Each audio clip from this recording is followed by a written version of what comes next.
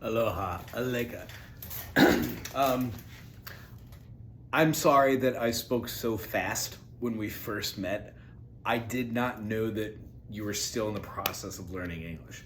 I hope that by learning music, the words that I choose will help you and I form a vocabulary not only with music, but also to help strengthen just basic grammar, if you like. If I overstep any bounds and I make you feel uncomfortable with the language thing, or if I'm doing something like sign language or speaking in different phrasings, just tell me and I'll correct that. Otherwise, I'll probably start speaking a little slower, which is a good test for me as an individual, as a teacher, and it also will help us both learn and be on the same page. So, what we were covering today was something called spider exercises. With the instrument you have, it's gonna go out of tune. It's not gonna sound that great. You are going to need to invest in an instrument which is going to be able to hold a tune, okay?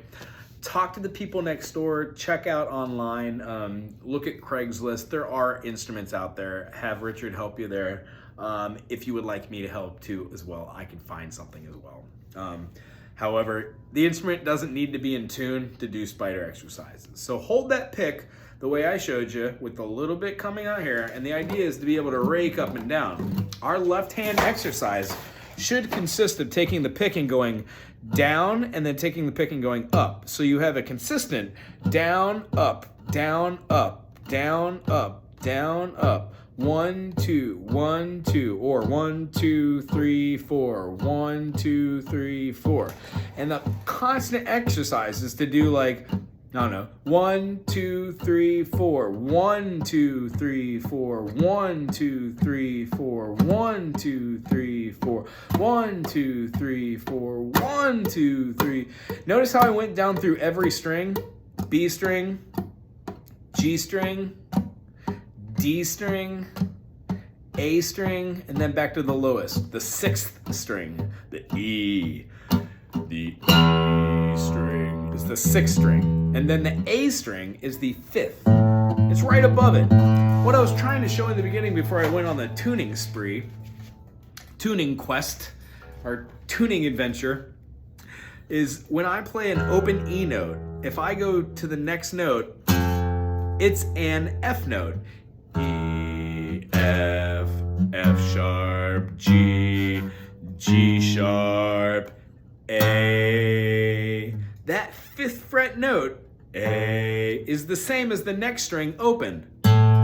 A, A. So those should be in tune together. It's a good way to tune.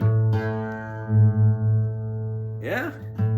And then A sharp, B, C, C sharp, D is the next string open. D, D, D, D, D, D, D, D. When we do this, we find that the next one up on each string is the next string above it. So this one is do, do, do, do, do. Just for namesake, so you'll always have this video. D, D sharp or E flat. This is an E, this is an F. Just like the lowest string, we had those two notes moving, right? F, F sharp, and then a G. So G, the D string at the 5th fret is a G. Well, the next open string is a G string. So these two strings, 5th fret on the D string is the open G. Ta-da! The only caveat to that is this here on the 4th string goes to the 4th fret. G sharp, A sharp, B. That B goes to the 4th fret, and then the next string is going to be an open B note. And then it goes back to the 1, 2, 3, 4, 5 notes up. So each one of these, except for here, those show you your notes and if they're in tune, okay? The other thing we did was our first chord of the week is our first finger, after being in tune, is going to be our 1st fret on the G string. So E, A, D, G. So the 4th string is going to be where we're going to put our 1st finger. Not flat, but pointy right there on that G sharp. We're then going to take our 2nd finger and go to the 2nd fret and put it right there. And then our 3rd finger is going to go right below that note. So that's on the A string. This one's going to go on the D string at the same fret, 2nd fret. When you play the open E, you play the 2nd fret with the 2nd finger. You play the second fret with the third finger, and you play the pointer finger on the first fret, you will also have an open B note and an open E. These two are the same note, and you get an E major. 1, 3, 5, E major. So this E major, what we're gonna do is we're gonna do next week something called teeter totters, where we take off our first finger, put our second finger to where our first finger was, put our third finger to where our second finger was, and then pull the pinky onto the fretboard. Meaning, first finger, first fret on G sharp, second finger on the second fret of the A string, and third finger on the second fret of the D string. So we have this. We're then gonna take our first finger off that first fret and put our second finger, which was on that second fret, over to the first fret. This third finger then is going to go to the second fret where that one was, and then our pinky is gonna come onto the fretboard to cover it. Same chord, different fingerings, enabling us to take this and scoot it up and then bar, thusly making the distance between the nut and the saddle shortened by a half step. Hence, half step. If I did it by a whole step, I would skip a fret in between. So what spider exercises do every day,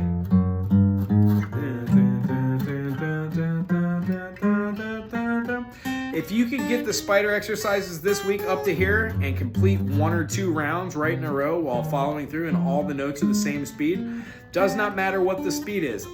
Not to doubt, but if it's this, then you are a rock genius, because this took me quite a while to do. However, once you get it, it really helps warm up your fingers in doing it. A good speed to shoot for is 1, 2, 3, 4.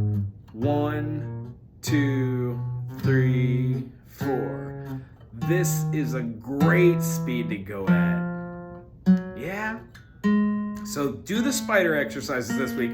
Does not matter if that guitar is in tune. And then once you get through these, all the way, one finger, pointy, pointy, pointy, go down and pointy, pointy. Going from here to here really helps tie together this whole fretboard. We will be doing stuff like this. Learning this chord and being able to slide it up and move it for a shape like that. Being able to slide up and play the original shape, same as this, and then going back down. I could teach us blues. 10 lonely years we have been together, and I didn't understand it, then we brought it through stormy weather. Have to admit that I haven't always been good, yeah. Stuck by me, yeah, just like you said you would. Those are excuse me, swallowed my own. Those are called patterns. 1, 2, 3, 2, 1, 2, 3, 2. Going in interval patterns. So what we do is we learn those and we change them. I will teach you how to move these chords and what their bases come from and how to find them on the fretboard. And it all starts by being able to go first finger, first fret on the G sharp, second finger, second fret on the A string for the B note, and then third finger on the D string at the second fret for the E note. If I speak too fast, tell me to slow down, okay? Practice these this week, and I guarantee you in a week when we see each other, we're gonna be ready to rock and roll. It's a great meeting. Aloha.